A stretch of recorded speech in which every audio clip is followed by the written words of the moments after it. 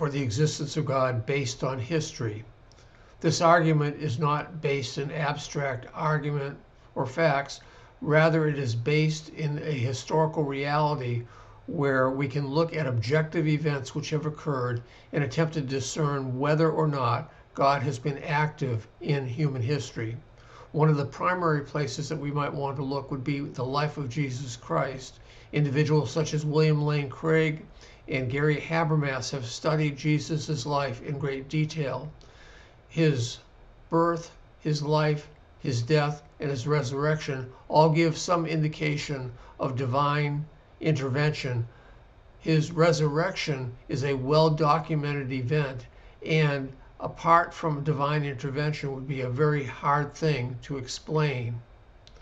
Likewise, the early growth of the church has been seen by the church itself and by others as an indication of God's activity, because the church grew exponentially in spite of severe persecution. St. Augustine and Thomas Aquinas both wrote on that particular thing. C.S. Lewis, who was a 20th century theologian, looked at the experiences that people were having around the world, the transcendent experiences that they were having, and he recognized God as being active in history at that time. And he also believed that the church had a historical claim to truth. So there has been a lot of evidence that has been marshaled by Christian apologists, but it isn't just Christians. Theologians over time have looked at Moses and Buddha and Muhammad as well as Jesus, arguing that their lives have shaped history in very specific ways, suggesting a higher purpose or a divine influence. One area of interest is prophecy. Prophecy is a predicted event which occurs as a fulfillment later. So there are many prophecies about the Messiah which Jesus had fulfilled with his coming. So Thomas Aquinas saw the fulfillment of these prophecies as evidence of God being at work. Likewise, miracles have occurred throughout history, particularly in the Old Testament and the New Testament, and these miracles seem to be a verification that God is actually at work.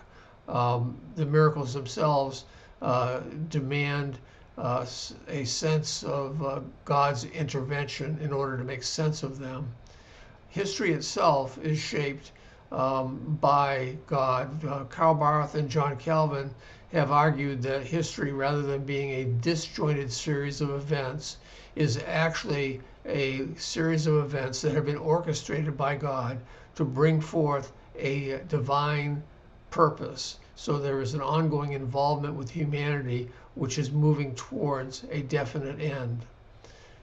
So this historical continuity suggests that God is at work in the world, bringing it to the purpose, the end that he has in mind. So the historical argument then looks at events which have occurred in history and attempts to determine whether or not they provide evidence for the existence of God.